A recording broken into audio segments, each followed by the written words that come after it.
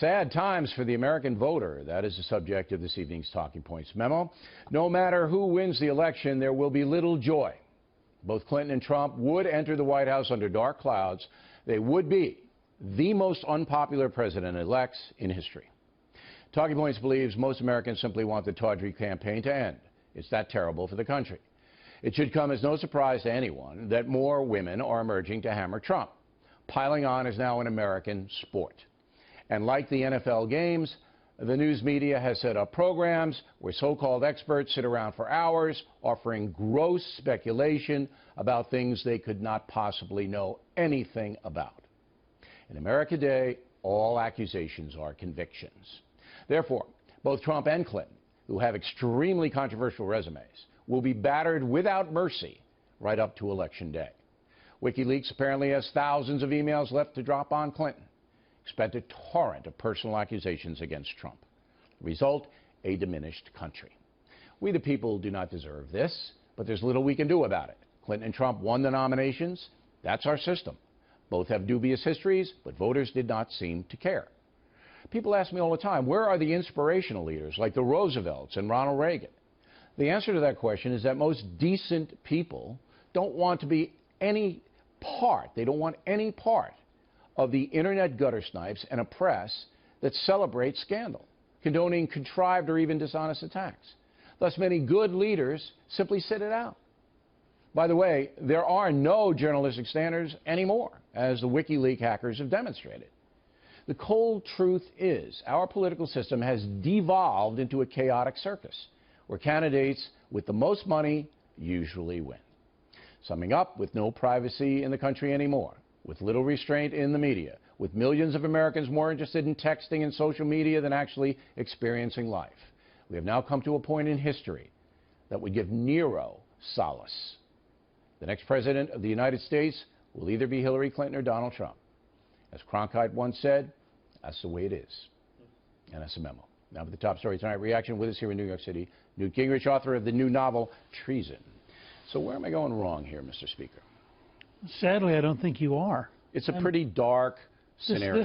This is probably the worst presidential election certainly in the last 100 years. I think it's the worst in history. I was looking at the Jefferson-Adams mudslinging, which was pretty vicious, but not on this level, with the press able to get out in a heartbeat anything the press wants to get. And a good friend of mine, Barry Castleman, who writes a blog in Minnesota, wrote a piece Tuesday about what he called a news media coup d'etat.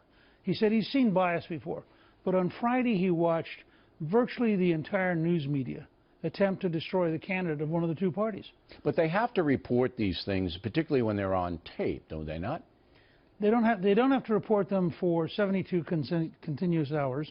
They don't have to take a poll at the peak of the reporting. I mean, you know, the poll that came out on Monday was totally false.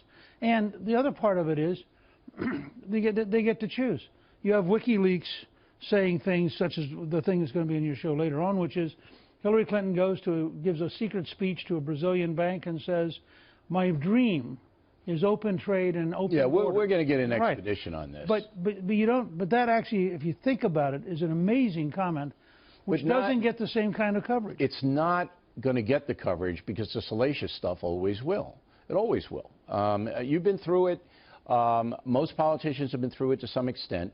When you have accusations that are sensational, all right, it always overrides policy. But think about it. I mean, you've been around long enough. Would never have happened to John F. Kennedy. Would never have happened to Lyndon Johnson. Would never happen to FDR. Right. Because there was a convention. Yes, and that's broken down now. And it's totally broken. Right. And that may be the reality we have to live with for 20 or 30 years. It is not going to change, and that's why good people aren't stepping up, because nobody's perfect. Everybody has things in their past that they don't want to be on the front page of the New York Times or whatever. But there's a degree, and I do believe the press has a responsibility to bring the truth to the American people. Do you feel that's happening now? No, is the press bringing the truth? I think journalism, in the sense that you grew up with and I grew up with, has totally collapsed. And I think the New York Times candidly has been the leader in its collapse. Because the New York Times at one time, even if it was left-wing with Castro and with Stalin in the 30s, it was nonetheless a place that had very serious reporting. The stuff they've been doing recently on Trump, some of it is an absurdity, and it gets blown up. And you want to give me an example of an absurdity? Well, an example is a woman who said in the middle of a photo shoot she thought that she was touched by the photographer's camera, but then decided, no, it must have been Donald Trump. See, I don't even get into that stuff, because if it's filed, you know, if there's something filed and the police are investigating, and but anybody can say anything at any time. But the whole weight of the assault on Trump are people who never filed a charge, never made a complaint, but the New York Times has brought them all together, and they take something that, and clearly what he said on tape was stupid and despicable, and I'm glad he apologized for it. But this other stuff now is just a piling on of what else can we manufacture? The Fox News poll that we're going to give asks a question, is the tape Access Hollywood a game breaker or not? I'm going to give you the results in a moment. But you'll remember that John McCain was put through this mill with an alleged affair that nobody ever proved. And that was a front page story 8 years ago. Well, I was with Meghan McCain on Outnumbered today, and she was reminding people that the stuff that was done to her father is exactly the kind of scurrilous smear that is now being done to Trump. And notice it's very one-sided. I mean, I have never seen... Trump does have a history of being a ladies' man. I mean, so not John McCain doesn't have that history. Right. Trump does. But the crux of the matter is the American people getting the truth about both Clinton and Trump. Are they getting the truth? I'm prepared to stipulate that the candidate I like, Donald Trump, has on occasion been crude, if they'd be willing to stipulate that Hillary's both dishonest and corrupt. But they don't want to stipulate that.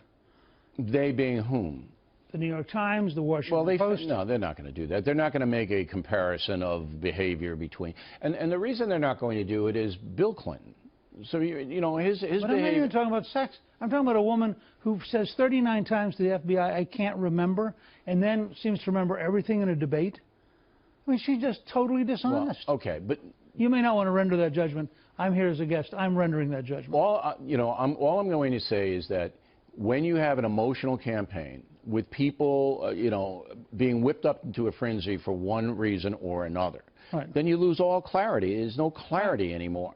And my talking points was that both of these candidates now are damaged. They've been damaged by the media or their own actions. You the voter, you can decide that. But they're damaged people. I mean, the inauguration, is that going to be a celebration? Look, no. But also as a historian. Yeah. Okay.